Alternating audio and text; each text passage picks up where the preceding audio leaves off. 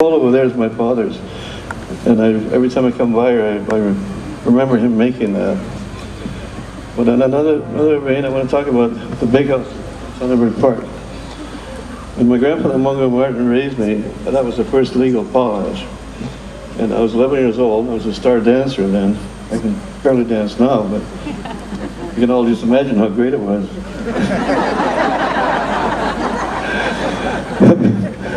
But at the time, it was still illegal.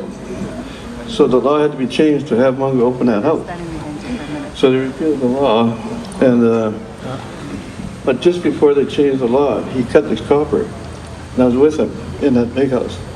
It was very emotional, and I didn't know why for a long time, how emotional it was to do that, because when you cut a copper, you're cutting through the heart of your ancestors for thousands of generations. It's a disagreement that can't be, you can't just say, oh, I'm sorry I did that, or I insulted you.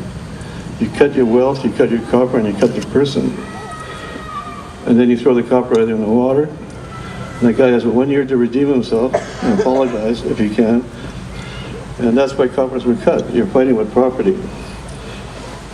But Mungo apologized later, while they were having 3 days of ceremonies in that big house, that he apologized for cutting it.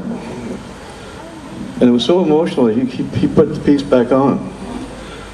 So that there's been never a copper cut since that time, 1953. And that copper is on display at the museum.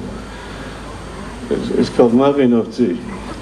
Myself, as a hereditary chief of the Quagga people of Port Rupert, I have 2 real coppers. And they're given to me, one, Beau's family and my family, Alan Allison, my mother, Helen, all from Kinkham. So we're from the same village. On the other half, Chief Jonathan Hunt and Tommy Hunt from Port Rupert on my father's side. So when I was made a chief in '74 in the Comox Big House, I was given 2 coppers and 2 high-ranking names with all the privileges that relate to it. And since then, I've had 7 major potlatches with those coppers in front of me, speaking for me, holding them for thousands of generations before me. And the effort always is to make sure that you do things right in an oral tradition.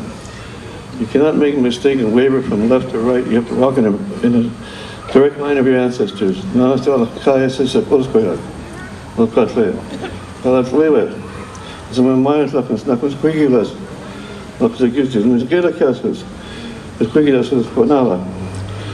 hope that the meaning of that will instill pride in everybody else to understand the meaning of how deep this is for all of our people.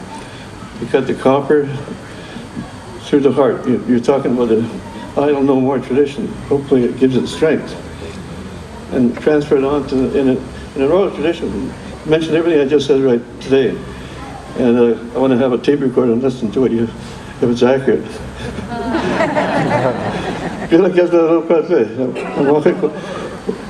Welcome to